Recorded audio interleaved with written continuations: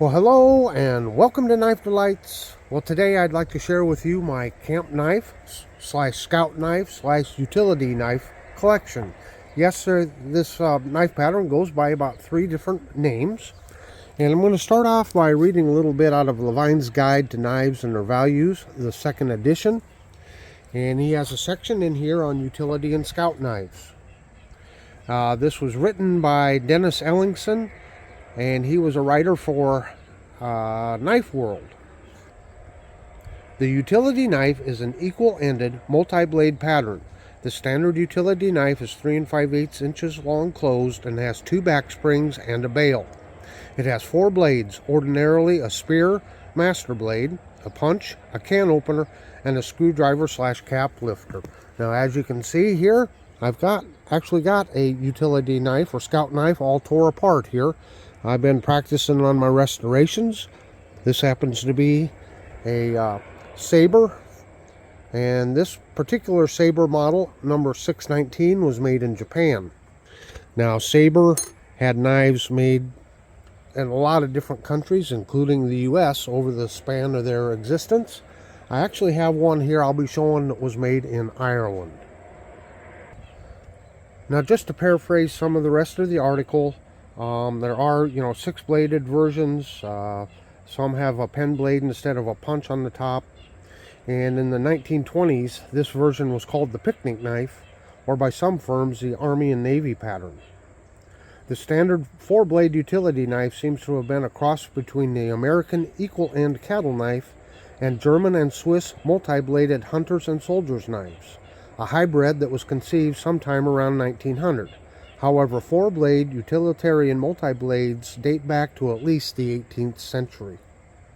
Now, the American pattern was an expensive homegrown substitute for the costly horsemen's and sportsmen's knives being imported from Europe. These fancy foreign blade patterns had been popular in this country for generations, but they had never been profitably produced here because of high American labor costs. The Tariff Acts of 1890 and 1897 made even the imported horsemen's and sportsmen's knives prohibited expensive, so American firms began to offer the utility knife as a substitute. The article goes on to say, at first the 4-bladed utility knife did not really reach or catch on in this country. What brought it to the forefront of the popularity here was its designation in 1910 or 11 as the official style of pocket knife for the Boy Scouts of America. That parent scouting organization was founded in 1910, modeled after the British organization established in 1908. New York Knife Company was at first the only manufacturer of authorized by the Boy Scouts of America to make official Boy Scout knives. So this might be a good spot here to jump in. This is my original Boy Scout knife that I bought probably back in the very early 70s. And I carried this knife on many of scouting excursions and, well, other types of excursions. I recently did a video on this knife where I went and recreated where I cooked a meal for one of my merit badges, along with my dad up by the lake. And I'll just point out here at the very end of this video, I'll be putting a newly created playlist of all of my scout knives videos that I have done. So all the knives you'll be seeing from here on in probably has had an individual review done on it. So make sure if you're interested in this pattern of knife that you check out that playlist. Although New York Knife Company had a monopoly on official scout knives until 1922, just about every one of its rival pocket knife companies made an unofficial scout knife. Rival firms marked their knives Scout Knife, Camp Knife, Made for Scouts, or even Boy Scout. After World War I, some of New York Knife Company's competitors lobbied the scouting organization for permission to make official knives. And then it goes on and continues on with how the official Boy Scout knife lines were continued. Okay, I thought I'd just set up the board here just a little different. What I have here on the table so far, of course, this is the Boy Scout knife off to the side. These are my collection of Imperial and Hammer brand scout knives. This one here is very unique because it came in a two-piece set here. It came with the fixed blade hunting knife here, and this is Hammer brand, and then it had a separate pouch there for the camp knife or scout knife. I say those names interchangeably, and this one is in very good condition. However, you can see that the covers have shrunk on it. So the different things you can look for here is, or what I like to look at, is the difference in the can opener. So there's a can opener on an Imperial. You can see the difference in size. Here's another Hammer brand. And it's an older Hammer brand because it's got the two-piece can opener on it. Actually, I guess it's just one piece, but it's the old style can opener on it. And New York Knife Company sold Hammer brand to Imperial. So that's why a lot of the Imperial patterns look exactly like the old Hammer brand, because they just use the same pattern. So this is an older one with this older style can opener on it. And just a unique one. Whoops. Gotta watch out for that clevis or bail. The other thing you can look for, as you can see on this one, you can actually pull this one out. You can remove the bail if you want to. Where on this one, it is permanently pinned on there. So, although it's the same knife pattern, even amongst knife makers, there were variations. Okay, next up we're going to look at this KABAR. And I have one of these KABARs, and you can see how really thick it is. Sorry, the neighbor just brought his dogs out. You can hear a little yapping. But you can see the difference in the screwdriver and cap lifter blade. You can see this is new old stock. I do have the box for this one. And this is model 1152. 1152. Moving on to a newer selection here. These are the Colonial Forest Masters. And you can see this one here is in pretty rough shape. And you can see the shape I get some of these in when I pick them up out of the antique stores. But the good thing is they usually don't cost a whole lot. Right off the bat, you can see a difference here with this one, because it has a clip blade instead of the standard spear point. And it is one of the three-bladed. Well, my granddaughter's over there ringing a bell. She's out playing. I didn't know you were doing a video, Grandpa. So anyway, there's USA stamped on there. And Colonial. And Forest Master. And note the difference in the jigging between these black ones and these brown ones over here. This is more of a stag. Of course, it's a fake, but kind of the stag type pattern on the covers. This is a standard 4-blade one. It's in kind of rough shape. It's missing the bail. It's loose. Needs to get fixed up a little bit, but yeah. This is kind of what they look like sometimes when you get them.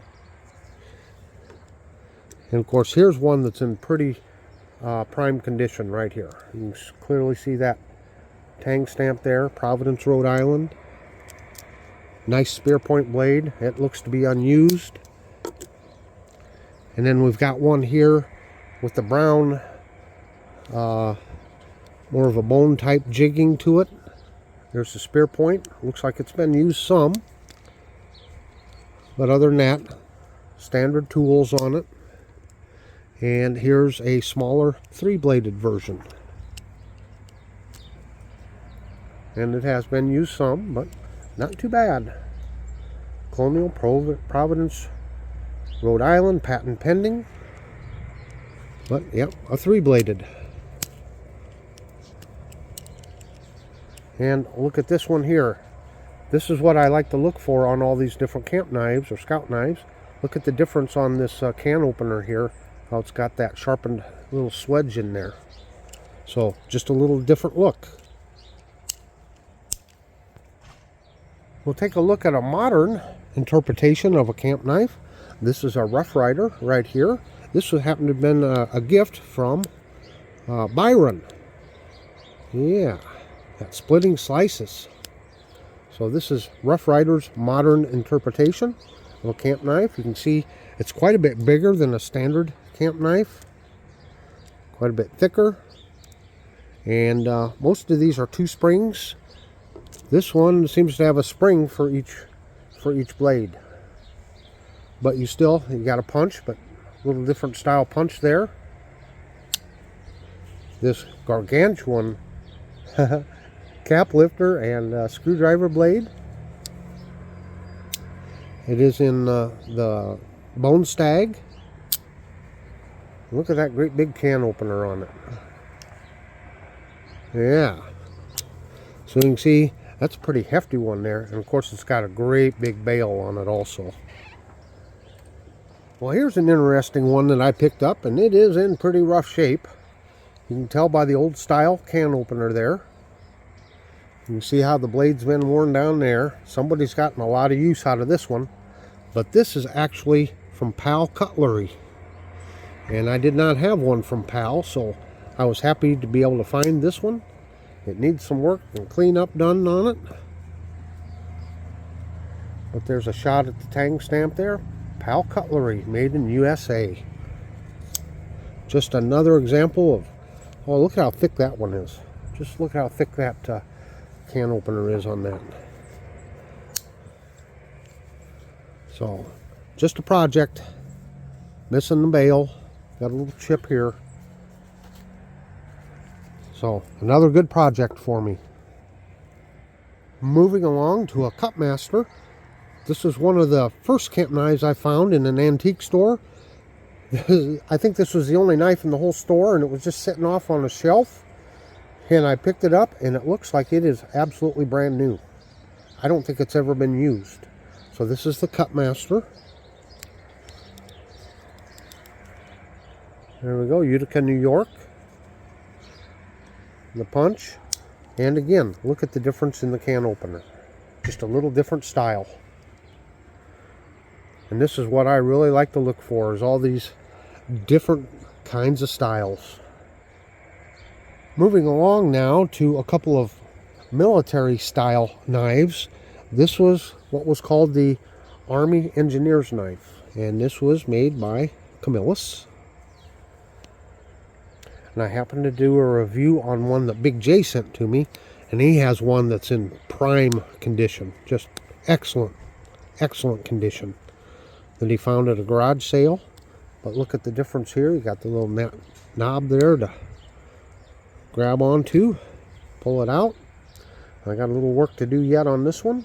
Difference in the can opener there. It's the old style. Yeah, it's getting rusted down in there. I need to get this one soaking and cleaned up, don't I?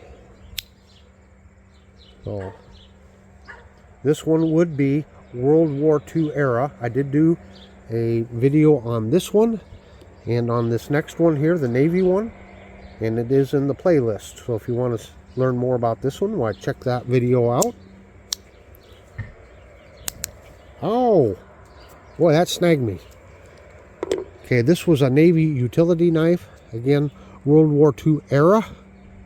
I'm not going to say it's a World War II knife, but somewhere in the 40s. And the covers are off of it, and I have not got them put back on. Again, there's a video of these two knives together on the playlist. See the difference in the screwdriver blade? And this was a contract that Camillus had. Now there's the old two-piece can opener right there. They switched from this to what we think of as a can opener these days sometime in the mid-40s, because they found that those broke. They weren't very good. See, it's two pieces. So this will be a fine looking knife once I ever get these covers back on it. So again, Camillus, and this was a Navy utility knife. Continuing on with Camillus, well, somewhat Camillus. It's a CAMCO, which was a line by Camillus. So here you're just your standard 4-blade scout knife. It's got the easy out notch there.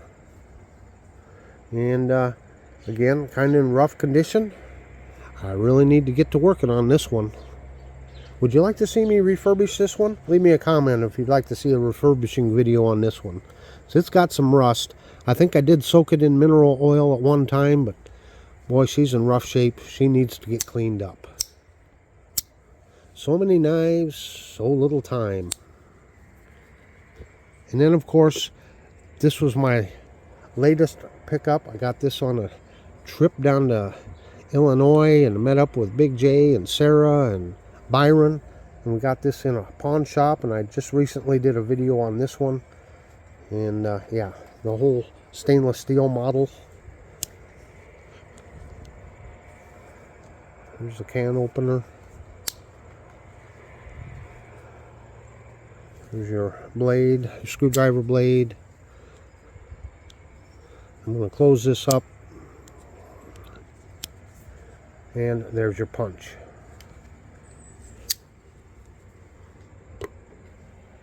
Well, we started the show kind of looking at a Sabre made in Japan. This is a Sabre made in Ireland.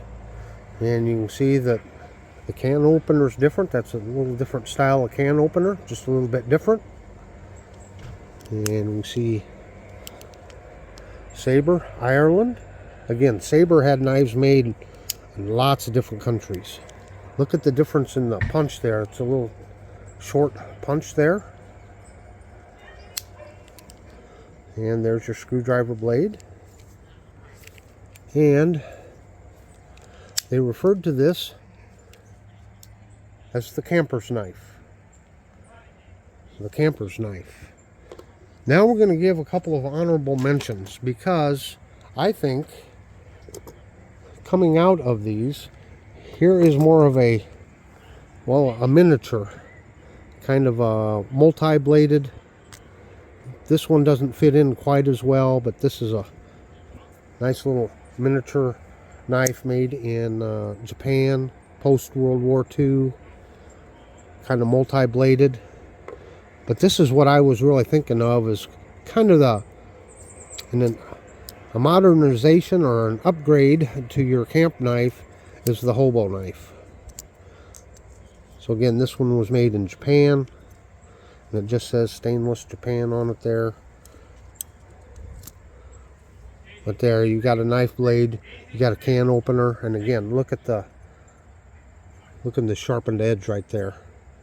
And of course you've got your spoon and your fork with it. Well, I hope you've enjoyed this overview of my camp knife, scout knife collection. Again, make sure and check out the playlist down here in the bottom right hand corner. Leave me a comment, and before you go, please hit that subscribe button. Until next time, have a very delightful day.